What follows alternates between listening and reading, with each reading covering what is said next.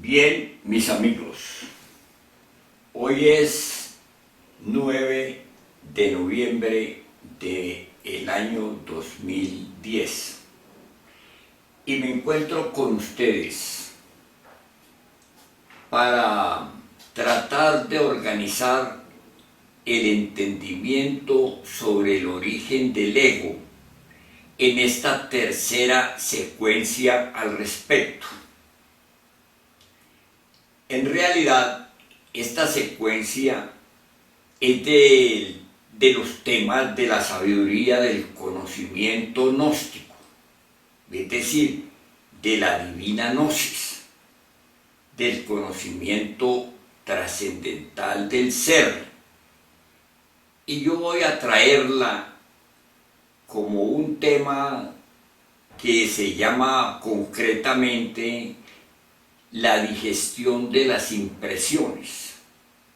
Voy a hacer un acercamiento para ver si es posible transmitir a ustedes otra forma muy, digamos, coloquial de este proceso que conduce a la liberación del estado caótico en que existimos.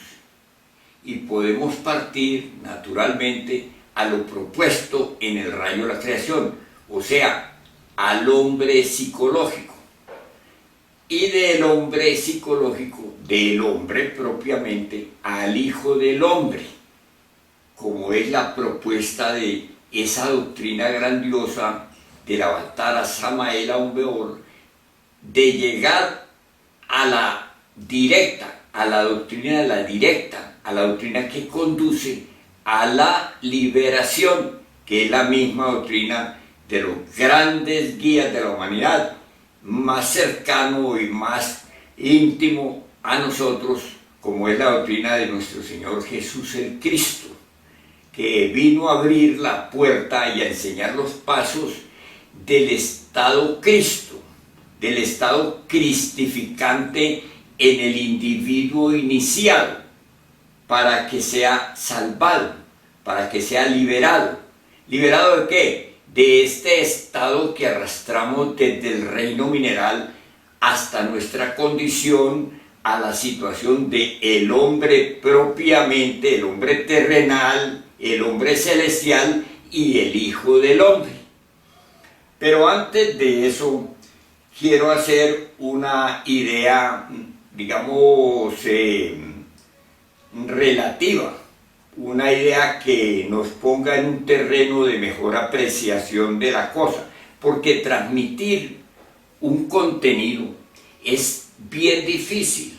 Mucha gente está, digamos, en una condición o en una situación psicológica que no es la propia para recibir un conocimiento, una información.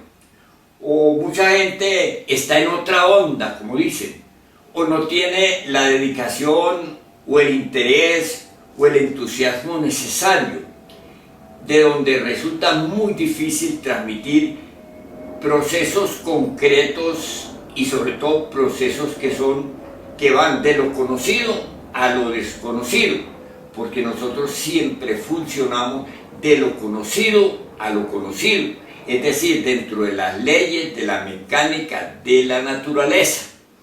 Bueno, así que hay una confrontación o una referencia que nos serviría mucho con la venia, pues, de las personas que estén, digamos, de alguna manera, que no conozcan mucho estos temas de la filosofía esotérica y que estén apegados a tal o a cual tradición cultural o religiosa. Tomemos el caso del cristianismo. Cuando nuestro Señor, el Cristo, viene y vive aquí su vía crucis, su vida pública, y da su doctrina de la cristificación.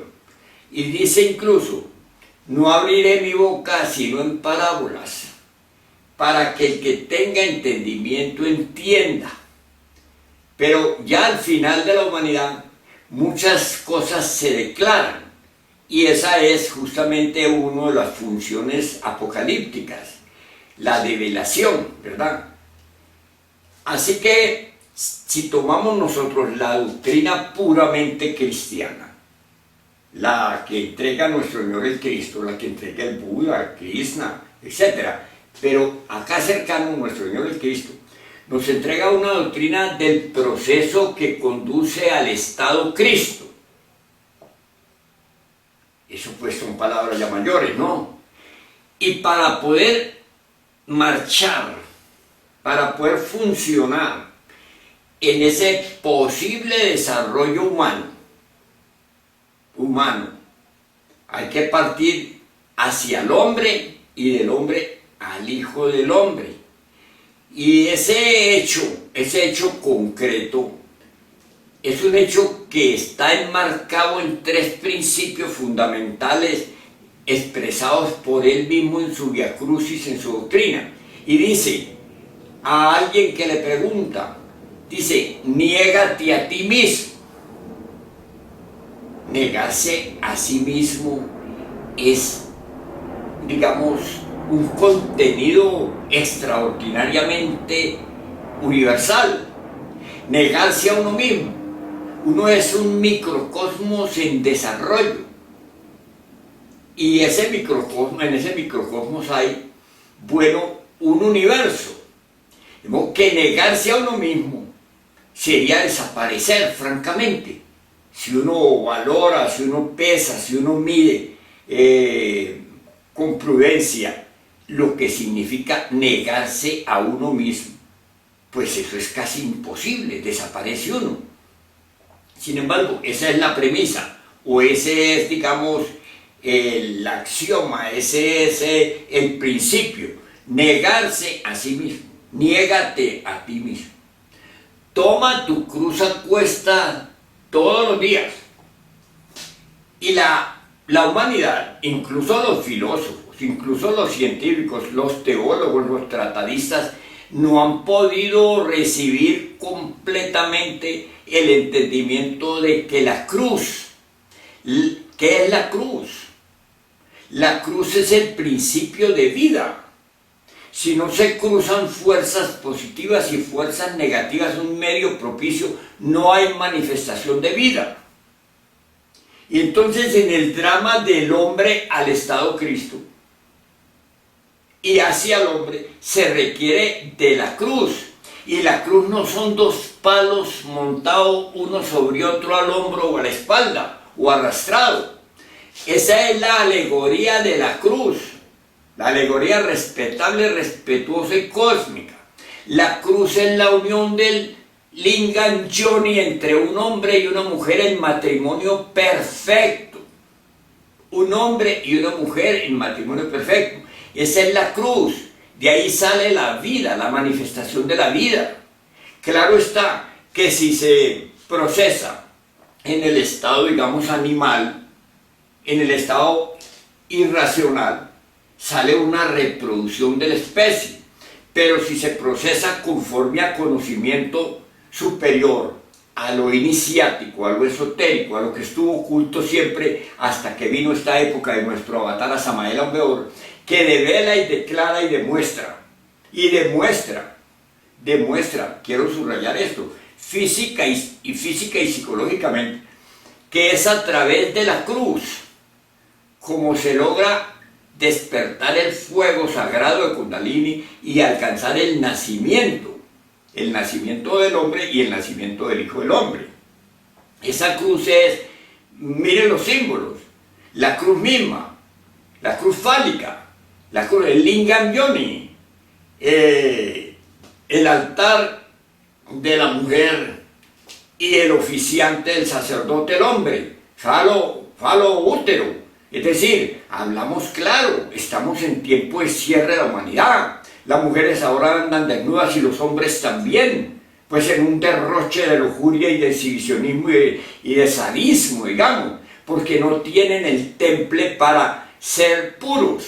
Entonces, como somos impuros, funcionamos como tales. Amigos, les estoy hablando con las cartas sobre la mesa, porque vamos a, pues, a tratar de encontrar ese tema sobre el origen del ego. Pero en este paréntesis hacía referencia a cómo pues la cruz que el Cristo carga es la alegoría del trabajo de los alquimistas. Es la misma que cargó el Logos Quetzalcóatl, que lo ven ustedes con una cruz andando. La cruz es, pues, digamos, inherente a la vida, o mejor dicho, la vida sin la cruz es inconcebible, es imposible. Y la cruz es, básicamente, fundamentalmente, a nuestro nivel, es el comportamiento de la transmutación de las energías sexuales, porque la energía sexual, dicho de paso, como quiera que nosotros en el rayo de la creación somos, digamos, organizados de acuerdo a la ley del 7, como hemos dicho algo.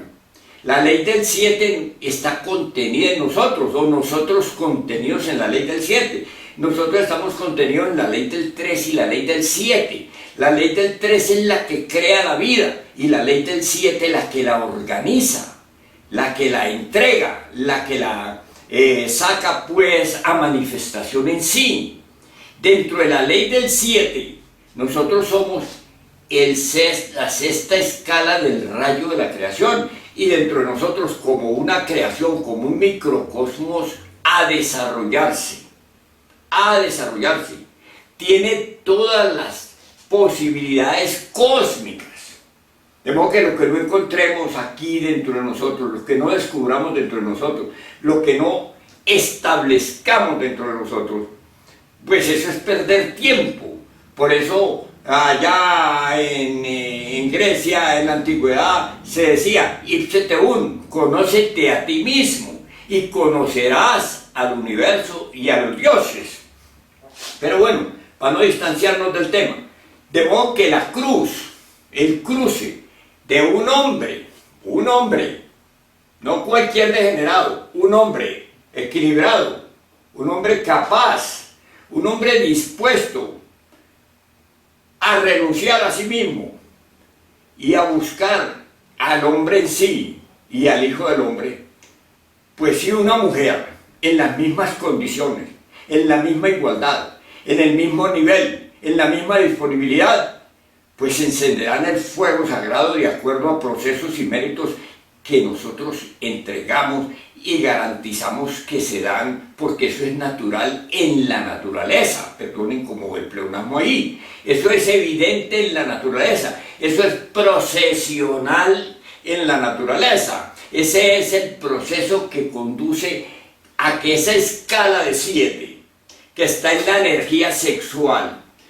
que está, digamos, en la materia en sí. Miren ustedes cómo desde antes en lo científico tenemos a que energía es igual a masa por la velocidad de la luz al cuadrado. Si esa es una formulación matemática, pues esta energía contenida en nuestra naturaleza sintética espermática, esa energía, hablo de la energía, esa energía es posible extraerla de acuerdo a méritos, de acuerdo a estudios, de acuerdo a comportamientos, y de esa energía que si en un principio sirve esta materia preciosa, esta materia llamada pues, digamos, sagrada, produce la manifestación de vida.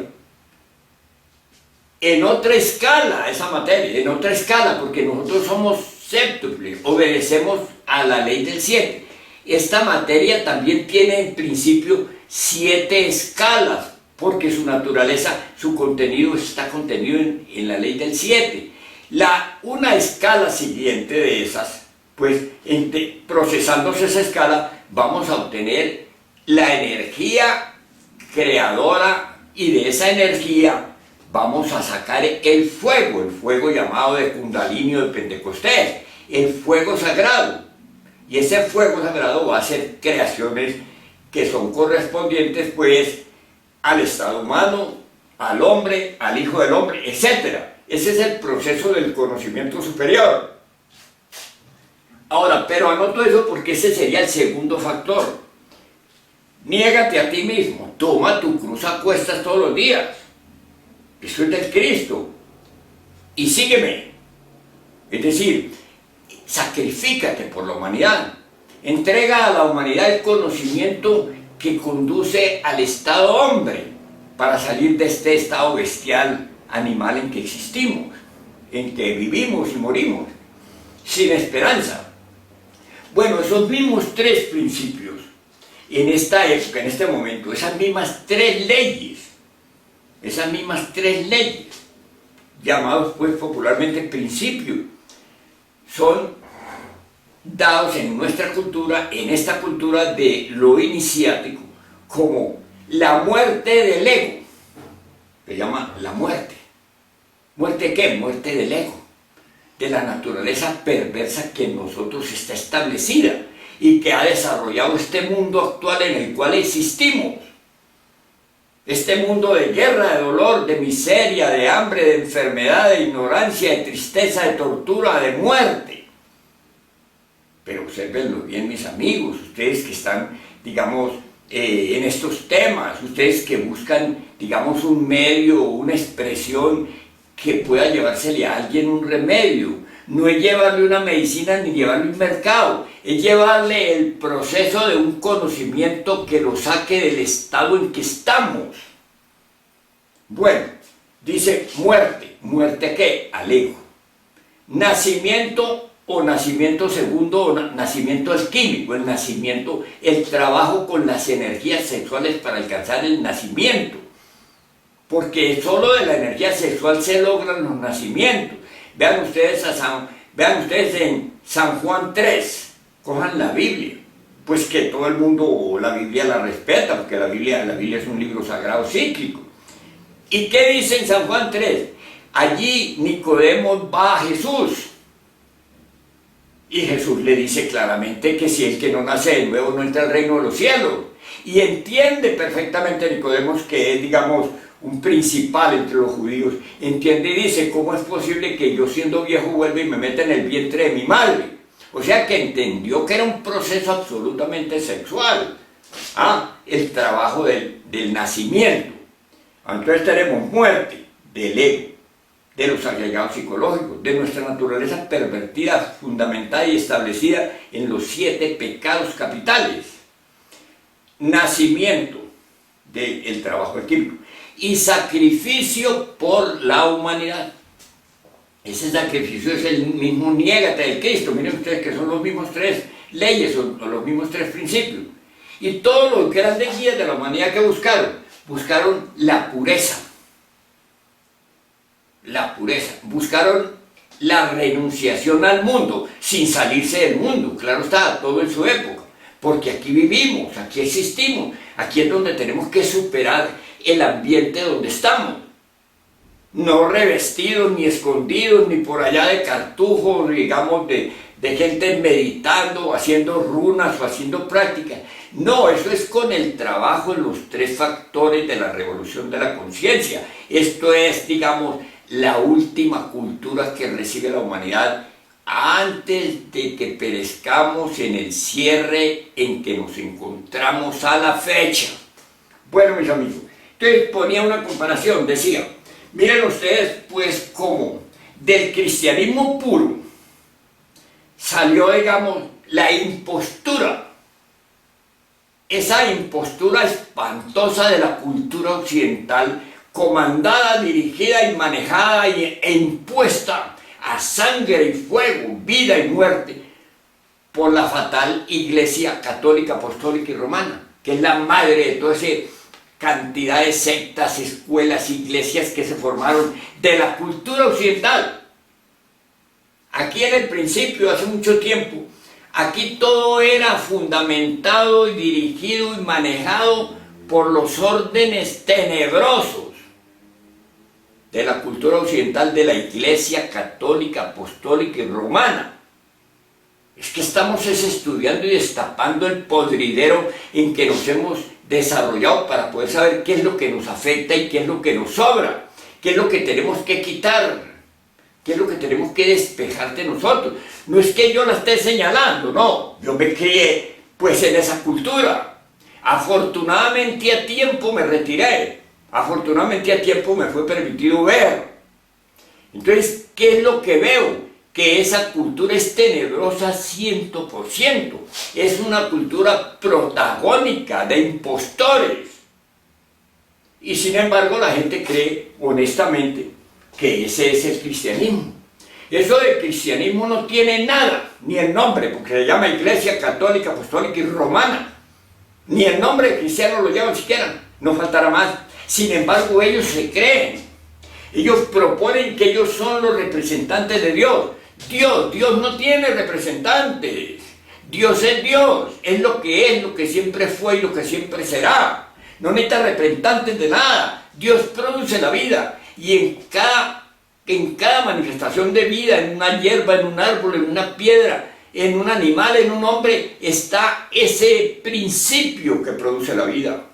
El principio Dios, llámese Tao, Inri, Cristo, llámese como se quiera, ese principio inteligente que produce, expresa y gobierna la manifestación de la vida y que da la posibilidad de superar los estados de experimentación en que la esencia se compromete para poder volverse luz. Amigos, esto es bien bonito. Entonces vemos nosotros, pues, cómo los agregados psíquicos, para no instanciarme, retomo la cosa. La Iglesia Católica, Apostólica y Romana se llaman el cristianismo. De cristianismo no tienen ni la C de casa, no la tienen siquiera. No tienen absolutamente nada, son unos desfiguradores, unos impostores, son pues unos depredadores de la humanidad, son Satán revestido. Si los hechos lo demuestran, no que yo lo diga, los hechos. Miren ustedes la historia de la Iglesia Católica y verán que todos son monstruosidades, crímenes, muertes, asesinatos de todo orden, enriquecimiento, impostura. ¿Y cómo es que no ve la gente? La gente no ve porque hemos sido o fuimos, digamos, sometidos. Vean ustedes la Santa Inquisición. Vean ustedes siquiera a esa película que hay por ahí de Juana de Arco. Vean ustedes eso de la Inquisición. Eso es tenebroso y espantoso. Vean ustedes las imposturas que siempre ha tenido la Iglesia. Sucedía un fenómeno, un eclipse solar. Decían que Dios venía, que el diablo venía. Inventaron una cantidad de fetiches y de cosas para mantener a sangre y fuego, pueblos, reyes y nobles, a toda la humanidad, la esclavizaron y la sometieron al estado en que nos encontramos, ya pues dando el último paso para caer a las infradimensiones de la naturaleza y como, o sea, al abismo. Estamos al borde del abismo, al borde del precipicio de la condenación, de la muerte segunda, esperando en unos elementos de estos. Entonces, ¿qué? Ellos establecieron una cultura y dijeron, nosotros somos los dioses, nosotros somos los representantes, nosotros somos los vicarios, si nosotros lo condenamos, nosotros lo salvamos. Habráse visto cosa más absurda. A Galileo Galilei, pues, no lo llevaron a la Inquisición, sino decía que la Tierra no giraba alrededor del Sol, sino que el Sol giraba alrededor de la Tierra. ¿Por qué no estudiamos las cosas? ¿Y qué? Pues en nosotros se estableció una naturaleza que secunda a eso, o lo secunda, o mejor dicho, lo manifiesta de esa misma cultura. Esa naturaleza se llama el ego, el yo mismo, el mí mismo, los agregados psíquicos, como lo llaman las culturas indostánicas. Los agregados psíquicos que se establecieron aquí en el organismo de nosotros, son nuestra cultura, son honestamente, mis amigos, y perdónenme, son la ciencia, con todos sus adelantos. Son la filosofía con todos sus debates, son el arte, la expresión del arte, son las religiones actuales, porque los religiosos no supieron, se desviaron, volvieron a eso pues una impostura, una mitomanía, una enfermedad, una persecución, un poder. Entonces, todo lo que está establecido en el momento, en el mundo entero, obedece a ese mismo nivel, a ese mismo estado que produce la condición actual en que nos encontramos. Y esa lo producen son los egos, los agregados psíquicos que aquí moran en cada uno de nosotros. Entonces es comparable lo que la iglesia hizo con el cristianismo a lo que el ego hace con nosotros. El ego, nosotros no tenemos una realidad. Nosotros somos prácticamente un robot. Somos una máquina al servicio de la naturaleza pervertida de Satán, de la naturaleza pervertida del ego, del yo, del mí mismo, de mi ira, de mi codicia, de mi lujuria, de mi envidia, de mi orgullo, de mi pereza, de mi gula, de mi separativismo, de mi intemperancia, de mi arrogancia, de mi fastidio, de mi odio, de mi repudio, de mí mismo. No, estamos nosotros en el desarrollo de lo pervertido. Con razón el Cristo dice por allá, en alguna parte, pues no recuerdo el capítulo, pero se refiere y dice: vosotros sois hijos de vuestro padre el diablo, y las obras de él queréis hacer. Él siempre ha sido homicida y ha permanecido en lo que es. Eso no lo está diciendo a nosotros, pero ¿por qué no entendemos? Porque claro está, de un lado está el desarrollo que conduce a la liberación, entiéndase bien esto, amigos, a la liberación de este tránsito doloroso en que estamos hacia un estado de perfeccionamiento, o la desintegración. ¿Dónde? En la muerte segunda, en lo que es el abismo, en lo que es la bajada a las infradimensiones de la naturaleza y del cosmos. Nosotros tenemos que bajar así como nos vemos aquí, sometidos a vivir en ambientes minerales, vegetales, animales. Yo podría hablarles de eso con alguna propiedad, bueno, pero ahora vamos para concretizar el tema vamos a tomar el tema de la digestión de las impresiones brevemente, para ubicar más concretamente el asunto que tratamos digamos, sobre el origen del ego. Dice pues el conocimiento.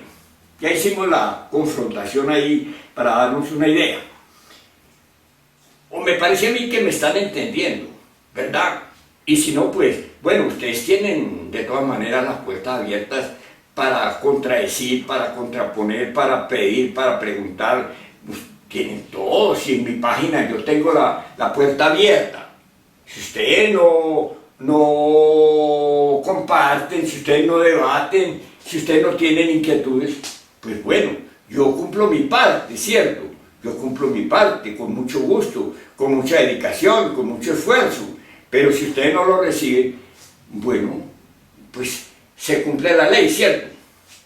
En todo caso, se nos plantea que nosotros básicamente tenemos tres grandes alimentos para enseñarnos pues cómo es esto de la digestión de las impresiones. Que el primer alimento es la comida. Se llama la comida en este planteamiento del conocimiento.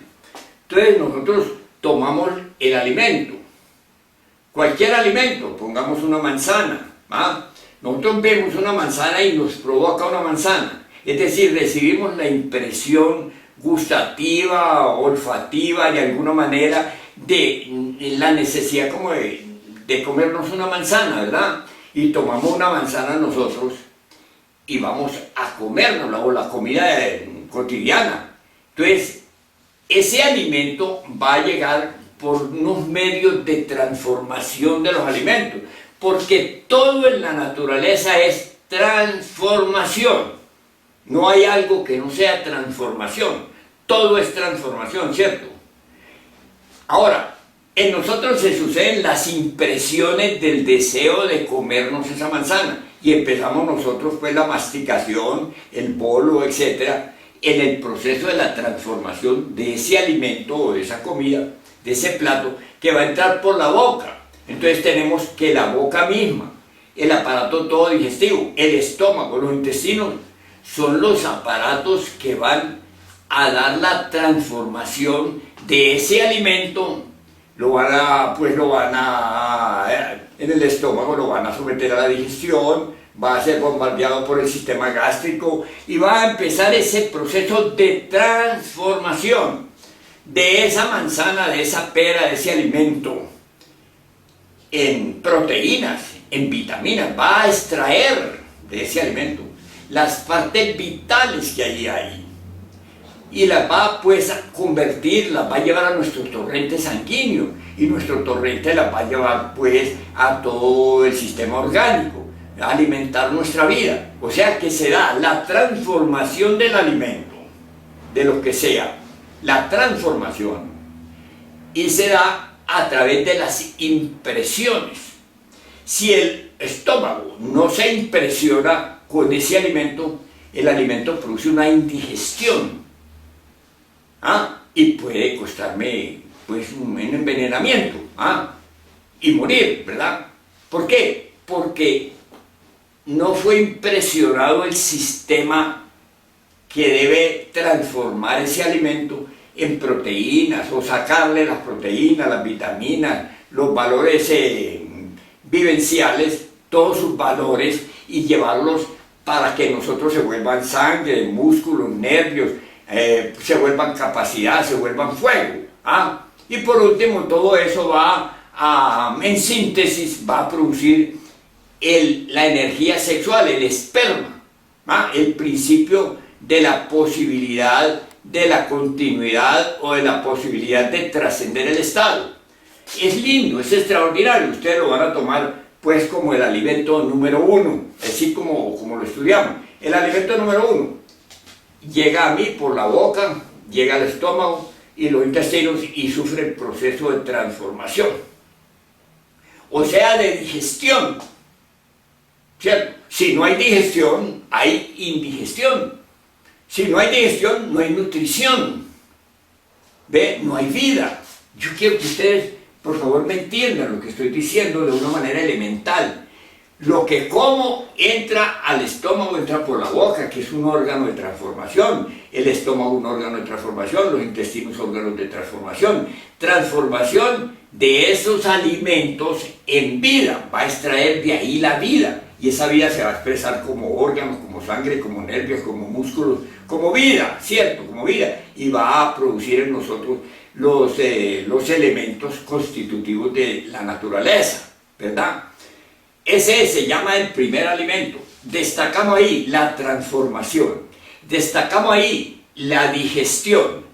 Y para que eso se dé, se necesita que sean impresionados los órganos que van a hacer ese proceso. Entonces, la digestión de las impresiones.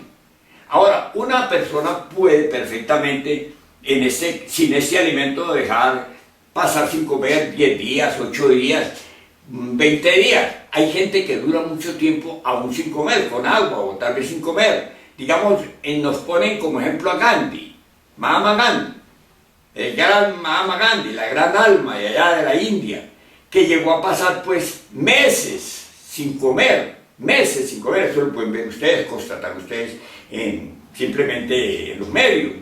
Mahatma Gandhi duró un mes sin comer, 2 meses, dicen que llegó a durar hasta 3 meses sin comer. O sea que el alimento, siendo el primero que ponemos, no es tan indispensable para la vida, siendo indispensable, ¿cierto? Siendo indispensable, no es tan rigurosamente exigente a que ya, sino como me muero. No, pues no, el organismo tiene su medio y su defensa, me dice sosteniendo mientras recibe el alimento, ¿verdad? Pero tiene que recibirlo.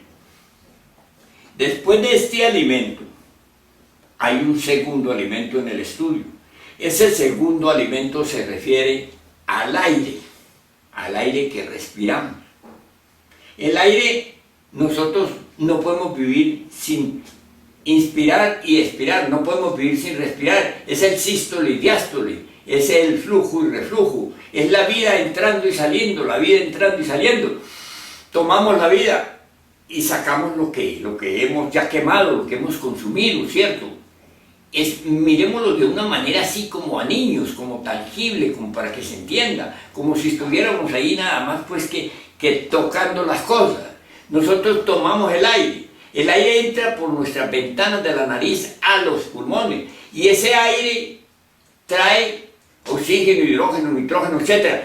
pero trae, digamos, el prana, ese es el nombre, digamos, esotérico, prana, la vida en sí. Y entonces ese prana, ese aire entra y en nosotros estos órganos de transformación, vuelvo con los órganos, estos órganos de transformación, las ventanas de la nariz, todo el conducto, hasta los pulmones, cogen y con ese aire, con la vitalidad de ese aire, con el oxígeno, el nitrógeno, el prana en sí, entonces con esto renuevan la sangre, llegan al torrente sanguíneo, y el torrente sanguíneo va por todo el organismo revitalizando, llenando pues con esos valores nutricionales de vida al organismo. Como es de agradable, pues ya es muy poca la gente que puede ir a un pinar, que puede ir a un campo, que puede ir a la orilla de un río, que puede ir a la misma orilla del mar y recibir ese aire delicioso y extraordinario y sentir cómo llega y lo llena de vida. Pues las ciudades sí son lo opuesto, ¿no? Recibe uno monóxido de carbón. Recibe veneno, que es lo que se respira en las ciudades ahora, lamentablemente, pero ahí está. Así que este aire tiene un aparato transformador también. Los pulmones, la nariz y los pulmones, el aparato, digamos, respiratorio. Entonces transforma esa naturaleza, la vida de ahí la trae y la vuelve vida aquí, la convierte aquí. Así como una fruta se convierte en árbol y el árbol en frutos.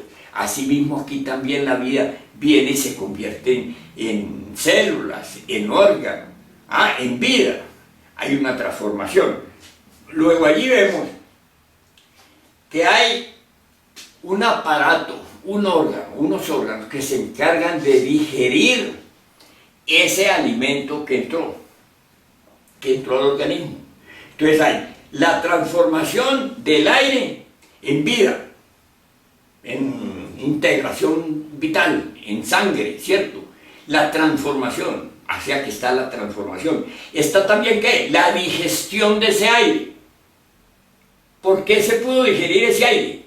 Porque estando los órganos, fueron impresionados para poder que se diera la digestión, la impresión. Entonces está la transformación, la digestión y la impresión. ¿Ve? Y digamos una persona, pues sin respirar, ¿cuánto puede vivir?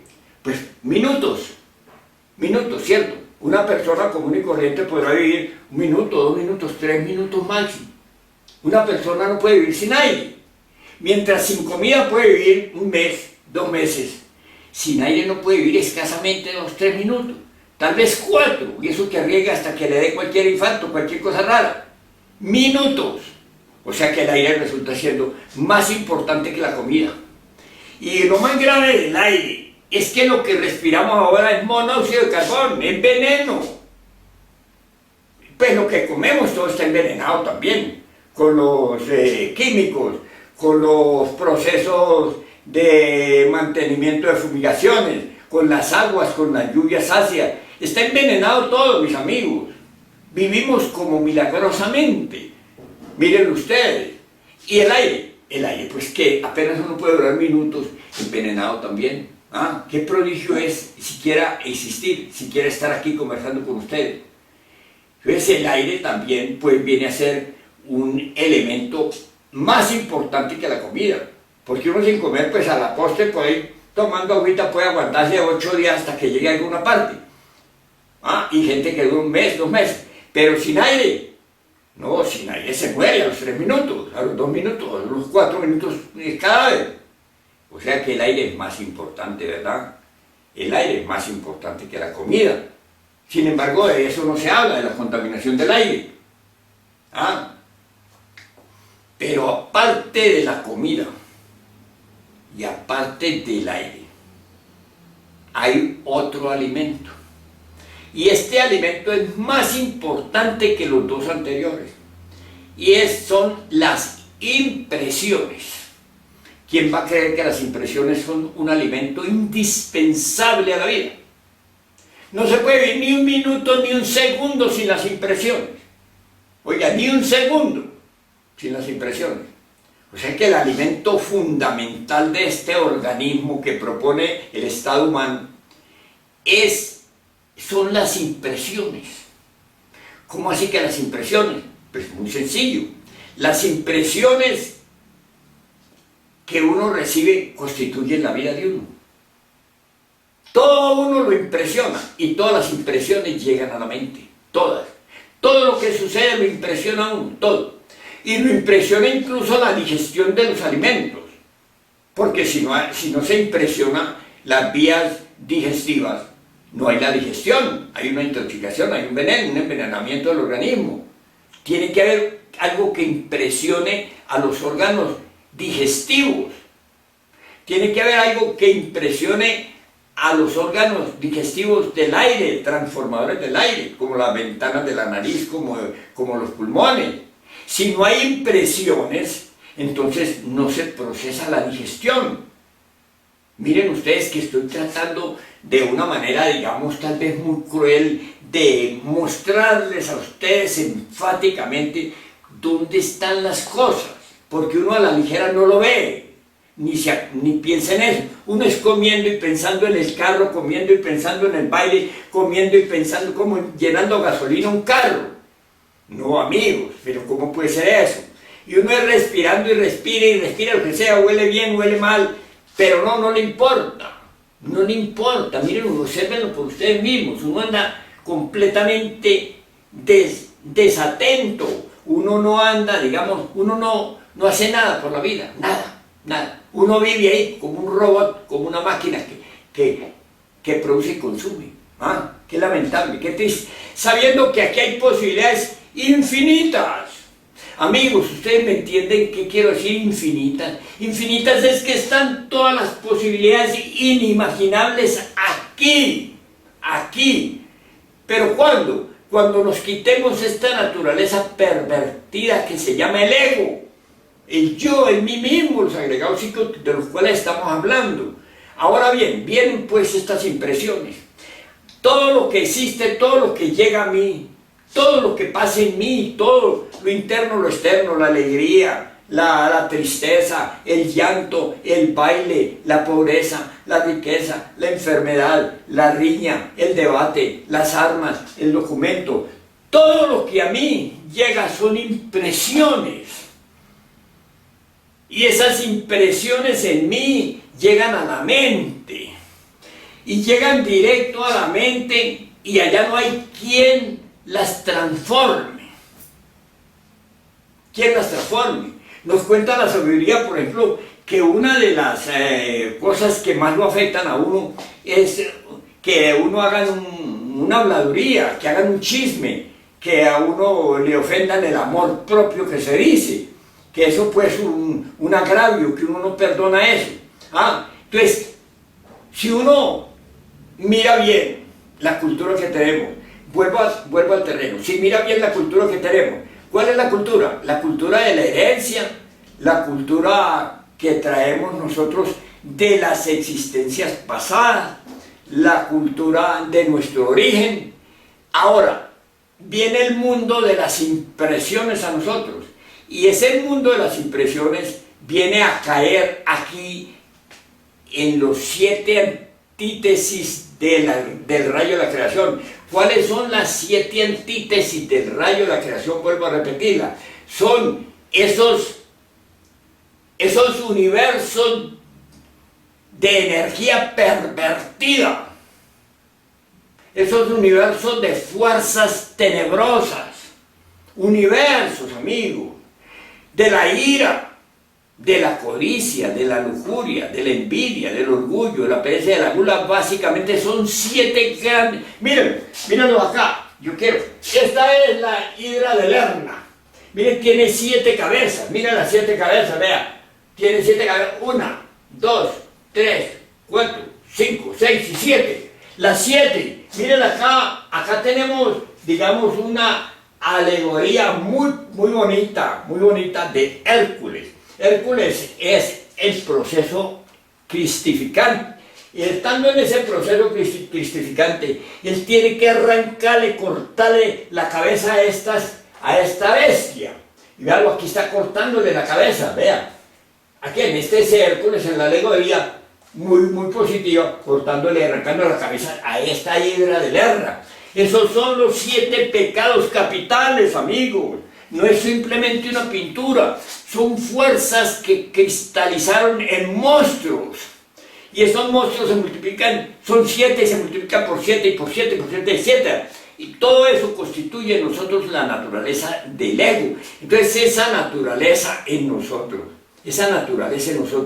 si alguien pues nos habla de algo, nosotros tenemos la ira, nosotros estamos listos a la ira, a contestar, a gritar, a mirar. La ira está en nosotros, en todo, está en el matrimonio, la ira está en lo que llamamos el amor, porque ahí está la violencia y está la pasión. La ira, miren ustedes, entonces esas impresiones son de la ira, son de la codicia, son de cada una de esas 7 legiones. Mírenlas, estudienlas ustedes. La crianza de nuestros niños toda está rodeada de ese ambiente, saturada de ese ambiente. ¿Cómo le pedimos? ¿Cómo le exigimos? Si nosotros somos, digamos, los tutores, los dadores, digamos, los padres de esa misma situación y queremos exigirles. No podemos, amigos, seamos un poquitico siquiera conscientes, un poquitico, el 1%. Entonces, esa naturaleza está en nosotros aquí dispuesta siempre a responder. ¿A responder a qué? A las impresiones. A las impresiones. A las impresiones sean de la ira, de la codicia, de la lujuria. Siempre llegan a la mente y siempre responden. ¿Qué es lo que responde ahí? Ya se cristalizó, ya se formó allá una entidad llamada ego. ¿Por qué? Porque la energía es igual a masa por la velocidad de la luz al cuadrado. No olviden eso. Eso es científico, eso es del momento. Entonces han cristalizado en nosotros la naturaleza llamada el ego. Nosotros tenemos miles y miles de egos. Todos nosotros somos un montón de egos. Somos, digamos, unas legiones de egos. Nosotros somos legiones de egos. O mejor dicho, por nosotros y en nosotros se expresan son las legiones del ego. Sean científicas, sean filosóficas, sean artísticas, sean religiosas. Sea el que sea. Los 6.500 millones de habitantes que poblamos la Tierra actualmente somos legiones del ego.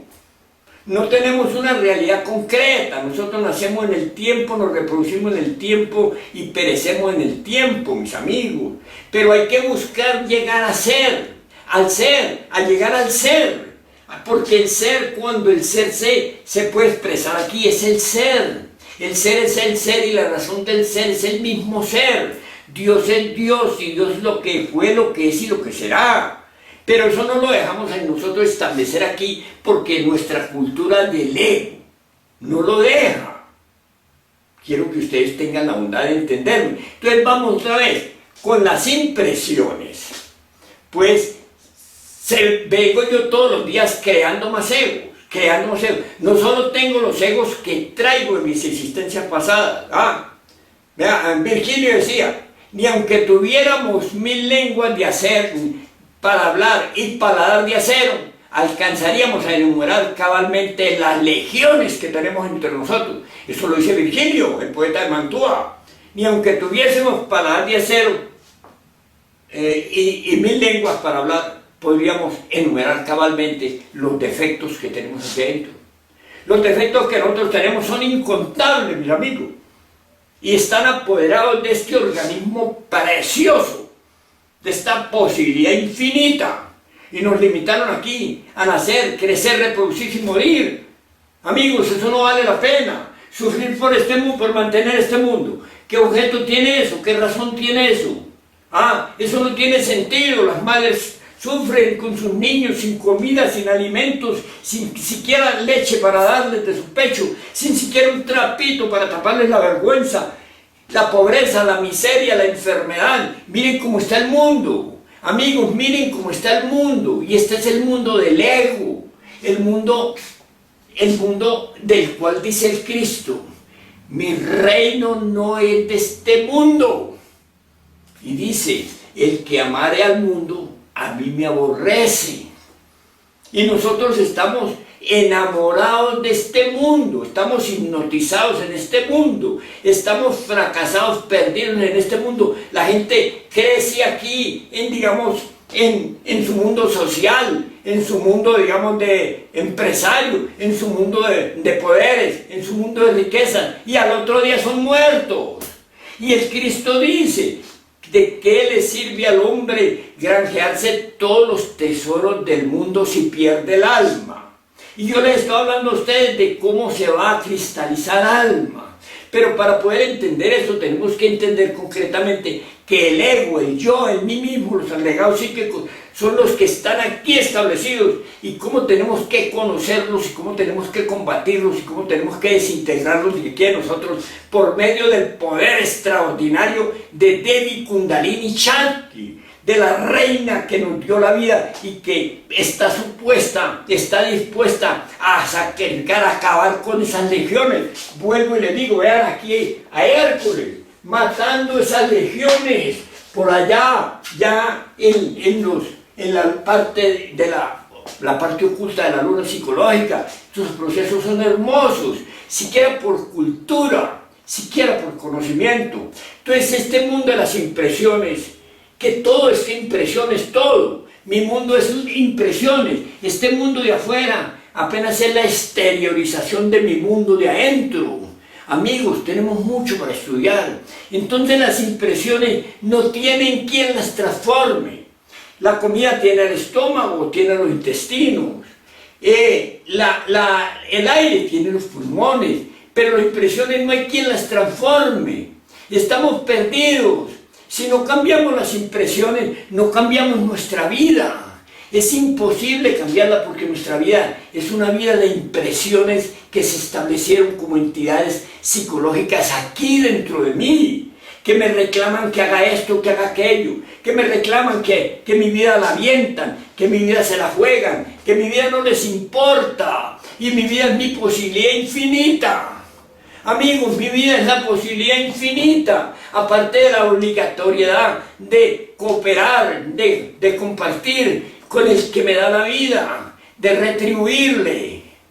No, y rezamos y decimos, ay Dios mío, ¿a cuál Dios se refieren? Si no queremos nosotros renunciar a lo que nos tiene en este estado de dolor, que son las legiones del ego. Y vuelvo y repito y digo, no hay forma de transformar esas impresiones porque no tenemos un órgano que las transforme. Entran a nosotros y se establecen en nosotros y se expresan en nosotros como nuestros hijos y nos reclaman. ¿Por qué? Porque no hay un órgano que la transforme. Y dice la sabiduría, ¿cómo podríamos hacer para ponerle freno a las impresiones, para que las impresiones no nos afectaran, para que las impresiones no se volvieran egos y se establecieran aquí? Y nos dicen, sí, hay una forma, no olvidarse del ser, no olvidarse de su ser. Pero ¿quién entiende qué es eso de no olvidarse de su ser? Eso no lo entiende uno. Bueno, yo voy a aportarles a ustedes en este tema la idea muy concreta de cómo es aquello. Dentro de uno hay una conciencia, hay un principio, hay una esencia. Esa esencia es lo divinal que en uno queda, que en uno hay. Y si uno interpone entre la impresión y la mente a esa esencia, a esa conciencia, esa esencia, esa conciencia transforma esa impresión. La transforma en luz, en valores, en dones, en gracia, en fuego. Y eso sirve para nutrir nuestro organismo, nuestros estados vitales, nuestras facultades naturales. Esa esencia es el alma de uno, es decir, es la esencia. Esa esencia hay forma de uno llevarla ante la impresión, antes de que la impresión se meta en la mente. Viene la impresión. Entonces le pongo a la esencia. Este es un estudio y un trabajo de dedicación absoluta, mis amigos, de una dedicación total, indispensable. Si no hacemos ese estado de esa dedicación, si no hacemos ese trabajo, no hay posibilidad de transformarlo, no hay posibilidad de cambiar. No hay necesidad, digamos, muy bonito, ir a rezar, ir muy piadoso, colgarse un crucifijo, andar con un uniforme, ir a meditar. ir a la soledad, ir a la contemplación, mirar las estrellas, mirar el río. Eso es muy bonito, pero eso es muy deportivo. Estamos en el fin de la humanidad, de nuestra quinta gran raza raizaria, de esta raza. Estamos en el cierre, mis amigos, y viendo no vemos, y oyendo no oímos. Y amigos, les cuento, si no hacemos esa transformación, no podemos nosotros transformarnos, no podemos llegar al estado propuesto de humanos y propuesto de hombres, porque para llegar a eso necesitan 3 factores, y uno de esos 3 factores fundamental y básico es la muerte del ego, de esta naturaleza que me caracteriza. Y una forma de esa es agarrar al ego, agarrar, como dicen, el toro por los cuernos. Al entrar de la ofensa, puedo yo ver que el que me ofende, no tiene razón de ofenderme. Puedo yo ver que si yo no reacciono ante él, la ofensa de él queda en el aire. Si yo puedo ver, digamos, una riqueza, un tesoro, puedo yo ver que qué me serviría o qué no me serviría ese tesoro. Entonces entro en un discernimiento, me hago amigo de San Mateo, me hago amigo de los santos, me hago amigo, digamos, de los santos que proponen una orientación, que proponen de Tomás el Señor del discernimiento, me hago amigo de él. Es decir, vengo a discernir, vengo a afrontar la ofensa, no la dejo entrar en mí, sino que la planto. Yo tengo que prepararme, tengo que, digamos, habilitarme para poder saber vivir, aprender a vivir correctamente. Pero si no hago eso, si nadie me enseña, si no puedo yo, digamos, disuadir un estado de lujuria, si no puedo disuadir un estado de ira, si no lo puedo confrontar ante valores superiores como son los de la esencia, si no puedo presentarlos ante la esencia, ver como una dama hermosa y extraordinaria, atractiva, una mujer que brinda todo el deseo, todo el atractivo, que me subyuga, que me domina, si yo tengo la capacidad de verla envejecer, de verla enfermar, palidecer, de verla volverse un esqueleto y verla morir, con eso solo he colocado ante esa impresión de la lujuria, he colocado nada menos que a la conciencia, y la conciencia sabe digerir esa impresión, y esa impresión no viene a alimentar mis demonios de la lujuria, de la ira, de la codicia. No viene a alimentar en mí ese estado tenebroso en el cual existo, y no viene también a darme otro nuevo yo de la impresión que recibo. Amigos, de esto podemos hablarles, pero para hablar de eso necesitamos tiempo y paciencia. Necesitamos, pues, por último, amigos, ser amigos de Martika. Ustedes saben quién es Martika en las Escrituras Sagradas, en el drama Cristo, en el esoterismo.